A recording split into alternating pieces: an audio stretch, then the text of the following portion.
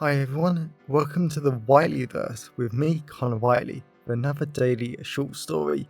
Now, before I start today's story, please remember to like, comment and subscribe to the channel so you don't miss any new content, and the engagement really helps the Whiteleyverse with the YouTube algorithm. Also, if you want to buy this short story and any of my other fiction, then they're available from all major ebook retailers and at your local bookstore and local library if you requested, and you can order paperback copies from Amazon. Now, here's today's short story. I hope you enjoyed just as much as I did writing it. Our Woman in Paris. August 1941. Paris, France. MI6 Spy Victoria Oxley leant against the cold black lamppost on a street corner near central Paris, and just watched all the horrible sights around her. She normally loved Paris before the war, with its beautiful bakeries, clothing store and people with such amazing character that she actually never wanted to leave here. But that was a long, long time ago. Victoria was not impressed in the slightest at how perverse the Nazis had been about changing beautiful Paris. In particular, the amazing street she was standing on had once been home to some of the most amazing French patisseries in all of France, with its mini cakes, delightful pastries and the most sensational jams she had ever tasted. Now Victoria only saw the Nazi flags flying and flapping angrily against repurposed shops and homes and post offices that were now used by Nazis, the Gestapo, and all other foul departments of Hitler's war machine. Even the air seemed to have lost something great and French about it, for the air no longer smelt lovely with hints of yeast, sugar and caramel.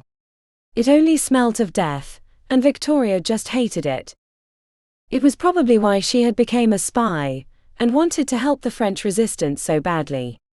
She just couldn't have this happen to her England, her friends and most importantly her family. Victoria's mother had loved Paris before the war too. Victoria loved walking the amazing sights and eats, and drinking the Parisians' coffee and wine as the two of them explored the city. When and if Victoria returned home, she was never ever going to tell her mother what had become of this beautiful city. Victoria wasn't really too sure why she had been sent here in the first place. She was meant to infiltrate one of the buildings on this street, and try to get classified documents for the Allies, but this was just impossible. The Nazis were never going to allow a not German, or someone who clearly wasn't a certain Nazi supporter, into their offices. Let alone the Gestapo were not. This was suicide. But maybe that was the joke amongst the bosses back in England. Send the woman in to do a man's job, especially if the bosses wanted to get rid of that particular woman. Victoria wasn't even sure why the bosses hated her so much. Sure, she had been on quite a few missions and proved herself grander than any man. Like when she jumped out of crashing a Luftwaffe bomber, and still managed to get classified documents back to England, when other men who did the same had died. But that was just because she loved her country more than anything else in the world. Victoria forced a seductive smile, as a small patrol of Nazis walked past her with their ugly boots pounding the cobblestone road. Victoria hated them with all her heart, and she would have happily killed them, but she had a mission to do first.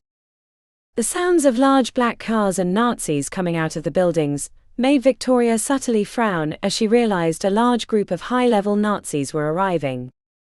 "Madame," a tall Nazi man said in French as he came over to her. "You need to leave now." Victoria smiled and said in French, "Okay. Good day." The Nazi tilted his Nazi cap at her as she left.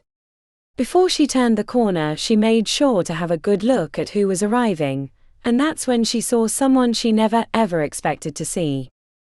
She would recognize the red strips, 3 stars and foul face anywhere. Victoria was staring right at the leader of the German military administration, the organization in charge of controlling France on behalf of Hitler. Victoria couldn't believe General Senior Staff Intendant Becker was out of his fortress in the middle of Paris. He was vulnerable. Victoria quickly hurried off. She needed to get back to her apartment and contact MI6. She needed to get permission to try and kill him, or at least get MI6 to get and send someone who could. The fate of the war could depend on it. August 1941. Paris, France.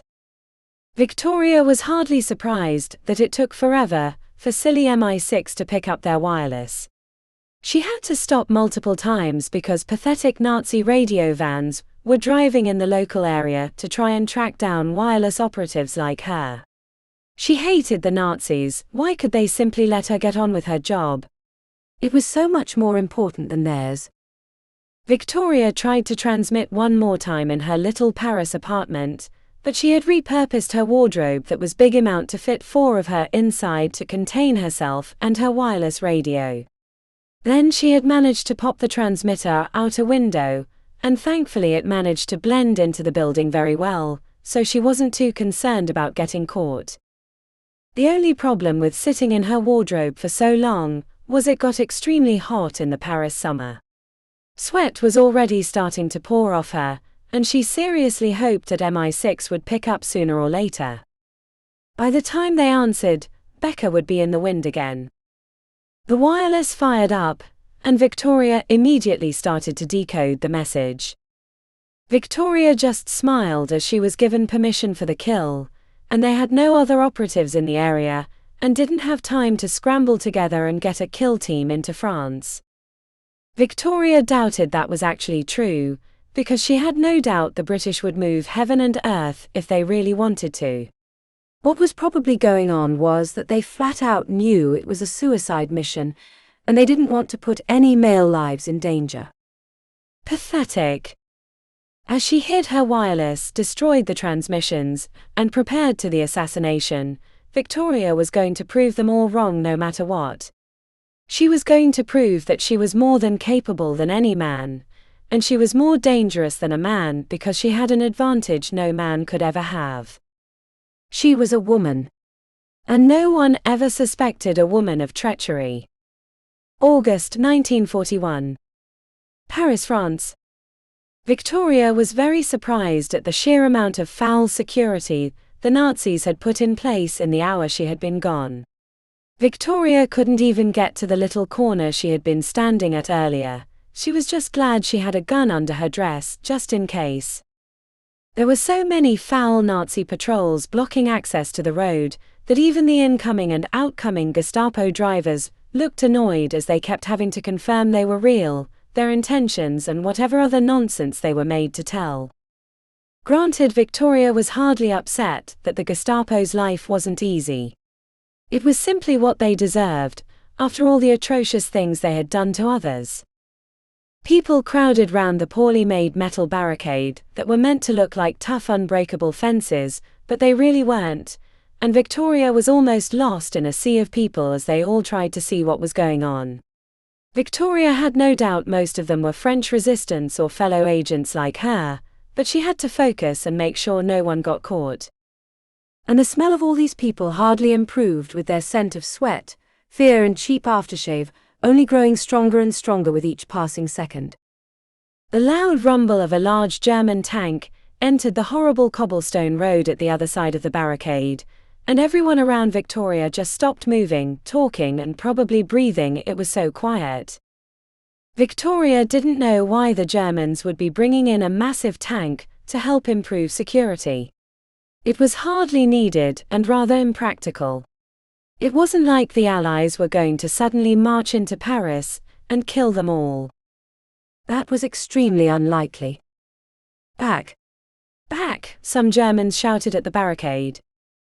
Victoria hadn't noticed it before now, but there were so many people crowded round to see what was going on they had blocked the barricade completely, so no Nazi vehicles could drive in or out of the cornered-off road.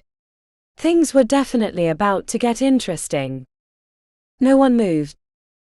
Victoria tried to move forward in some effort to get close to the barricades. If she could just get closer enough to the barricade, then there was a chance if there was panic, or the people rushed into the road, then she could slip away and kill Becca. Move back, the Germans shouted as they fired a few rounds into the air. Everyone simply stopped and just stared with horror at the Germans. La Ville France, they shouted. They charged. Victoria charged too. She couldn't miss her chance. Everyone slammed into the barricades. People jumped over. The Germans were too slow. People knocked them to the ground, kicking them, punching them, killing them. Victoria kept running. She ran down the street. Other people joined her. The Nazis noticed them. They fired. Victoria ducked. She passed shops. She passed Nazis. They failed to stop her. One German tried to kick her. Victoria jumped over him. Everyone was running down the street. The German tank fired. Explosions smashed into the barricade. Too few people were there. Victoria whipped out her gun. Nazis with machine guns stormed out. Victoria fired. Heads exploded. Blood-painted walls. Bones shattered. Victoria was almost to the middle of the street. That was where Becca was meant to be. More people joined her. They were armed. They were French resistance. The German tank opened fire. The shell ripped through the building in front of Victoria. It exploded, throwing Victoria backwards. Her head hit the pavement. Pain flooded her body. Flaming chunks of buildings rained down upon her. The Gestapo stormed out, arresting people, killing others, snapping necks. Victoria tried to run. She was too weak. The Gestapo grabbed her, knocking her out. August 1941. Paris, France. A massive pulse of pain corkscrewed through Victoria's head as she woke up tied to a cold wooden chair. Her training immediately kicked in, and she focused on her surroundings. She was in a very large, posh and expensive room with bright white, highly ornate walls with golden decorative lining the walls, and massive paintings showing France's brave historic past, and Victoria was just glad the Germans hadn't defiled it yet. Victoria instantly knew she was inside the Palace of Versailles, one of its many rooms, but the real problem was very clear now. She had no idea the layout of the palace. Even if she escaped the room, she wouldn't be able to find a quick way out. Not without making some kind of stupid mistake along the way. Like walking into the Nazi mess area. Victoria heard the loud of someone pounding a metal spoon on china, and Victoria focused on what was directly in front of her for the first time. Her headache must have been too bad to focus before, but she was sitting at some kind of large banquet table. Victoria was amazed at some of the amazing meats, French cheese, and massive beautiful array of classic sweet French desserts that she hadn't seen in years since the war began. They all smelt so delightful, and made the taste of rich creamy strawberry scones from home form on her tongue. "Do you know what playback operations are?" someone said in English with a thick foul German accent. Victoria focused on the very end of the banquet table, and frowned as Becker was sitting there in his full Nazi uniform just smiling at her.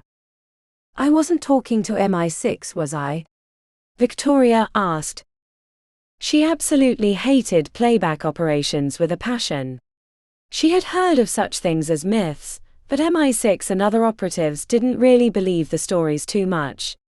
Because apparently when wireless transmitters and codes were found, the Nazis didn't destroy them. They simply kept using them to send false information back to the British, and most of the time they would end up getting connected to other Allied wireless operators, meaning the Gestapo could easily storm in. It was simple, really. You pretended to call MI6. I gave you and hundreds of other French resistance operatives permission to try and kill me, but I killed you instead, Becker said. "How many dead?" Victoria asked. Becker shrugged. "We only really counted the Jews for Hitler. 30 of them were those disgusting people." Victoria just laughed. The Nazis were all as stupid as each other. Jews were great people, and it was pathetic that the Germans hated them so much. Becker stood up and walked towards her. Victoria wanted a weapon or something, but her hands were still tied up. Then Victoria subtly spotted a very sharp-looking knife, on the table. Becker must have spotted it as he picked it up and bent it. It was a rubber toy. It wasn't going to help her. "Do you want to know how many tens of spies have sat where you are and agreed to work with me?" Becker asked as he sat right in front of her, so she was basically staring at his crotch. Victoria shook her head, trying to look at literally anything else. 44 spies have sat in the same seat as you and agreed to work with me to create a safer, more powerful and prosperous France for everyone. Victoria forced herself not to laugh at the delusions he was trying to spin her. Becker took out a knife and cut the ropes away, and Victoria slowly moved her wrists free and nodded her thanks. It was a simple trick, really, to make him believe she was grateful. That would certainly be his deadly mistake. "You know, you and me are not so different. We are a German and a British. Winston Churchill and Hitler," Becker said. Victoria gave him a respectful nod, as if it was something she could ever understand and see the similarities between. Victoria gestured if she could get up and try some of the food. Becker nodded, and Victoria nodded her thanks again, and pretended to look at the food as if she was going to eat it. She had no intention of doing that. Mainly Becker hadn't tried any himself, so Victoria was a little suspicious that this was poisoned or something, just in case Becker's dinner guest didn't turn. "I'm glad you understand. Hitler and Churchill want all of us to get along, and they want to stop communism. That is the true threat we face. We need to stop fighting each other and focus on destroying communism once and for all." Victoria nodded. It wasn't exactly the worst ever idea, because it was just so typical of the Germans to lie and try and manipulate her.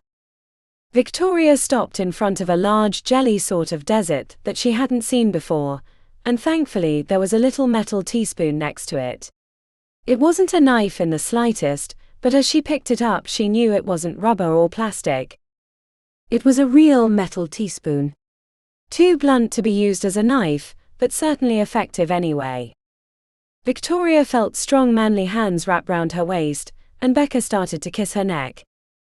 Victoria grabbed the jelly dish, throwing it behind her.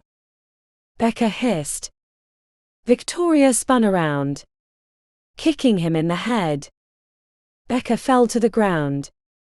Victoria grabbed the spoon, climbing on top of him. Becker punched her. Victoria didn't react. She thrusted the end of the spoon into his eye. Becker screamed in agony. Rich thick red blood poured from the wound. The spoon moved around in Becker's eye as he tried to move his eyes himself. Victoria ripped it out, popping out the eyeball. Becker screamed and Victoria simply grabbed his head and kept smashing it into the floor until it cracked open like an egg. Seconds later, 2 Gestapo officers stormed in, guns raised, and they just looked at their murdered boss on the ground. Victoria subtly inspected Becker and noticed he had a large knife by his waist. She subtly took it and hid it behind her back. She stood up, and the 2 Gestapo officers looked too shocked to focus on her. Victoria went straight up to them. She split one of their throats. The other went to punch her. Victoria ducked, thrusting the knife through his jaw up through the roof of his mouth and into his brain. Victoria simply ripped out the knife and went off to find a way out of the palace. After being a spy for so long, Victoria just knew the key to escaping without drawing attention was ideally don't leave a body trail behind you. But if that failed, simply look like you belonged there. Victoria just hoped she would be fine. August 1941. Paris, France. Victoria was more than grateful, as she walked down a long Parisian cobblestone road, with plenty of little bakeries, shops and people muttering about the killings at the palace lining the street. Victoria was glad she simply had to look like she was a German undercover officer. Well, that was probably the reason why the Germans didn't think it was weird she was not in uniform, and she had basically walked straight out without anyone stopping her. Victoria had almost been caught once when she almost accidentally went into the men's-only gambling room, but then Victoria just explained to the Nazi that she was looking for her boyfriend, and he smiled and politely let her leave. It also really helped that most of the Germans from the palace were down by the cobblestone road where Victoria had been caught earlier to help clear up and destroy the corpses, meaning there was a lot less security and people for Victoria to meet. As Victoria kept walking away from the palace, and she was probably going to keep walking until she found a ride out of the city, she just smiled. She loved the sound of people muttering happily about the murders and what it might mean for France. She loved the amazing smells of bread and pastries after a full day of cooking, and most of all, she just loved how she had helped to do an impossible thing. She had killed one of the most important Germans in the entire country and lived to tell the tale. Victoria was going to escape from Paris for a little bit, travel down south and hopefully stop some more Germans, because that was what she loved to do, and it was what made her happy. Victoria waved at an elderly Frenchman who was slowly driving past in a small black car, and definitely had the hateful and outraged look of a lot of veterans these days. She quickly asked him if he could take her out of the city, and he immediately agreed. As Victoria climbed into the car, she stared out at beautiful Paris a final time, looking forward to when she would be back and hopefully seeing France and the rest of Europe liberated. That would definitely come, she could feel it in her bones, but until there was so much work to do. And she was determined to love every second of it. Welcome back everyone, it's me again, Connor Whiteley. So I really hope that you enjoyed today's story, because I flat out love writing, creating stories and sharing them with you. If you really enjoyed today's story, then please remember to like, comment and subscribe to the channel so you don't miss any new content, and the engagement really helps the Whiteleyverse with the YouTube algorithms. And if you want to buy this short story or any of my other fiction, then they're available from all major ebook retailers, and you can get them from your local library if you requested, and you can order the paperback copies from Amazon, your local bookstore or local library if you request it. Lastly, if you want to support the channel on a one-off basis, then you can now buy me a coffee at buymeacoffee.com/Connor Whiteley. Also, if you know anyone who would enjoy today's story, then please share it with them. I'm always really grateful when you wonderful people help us spread the word about the channel. So, thanks for watching the Whiteleyverse, and I'll see you again soon. Have a great day, everyone.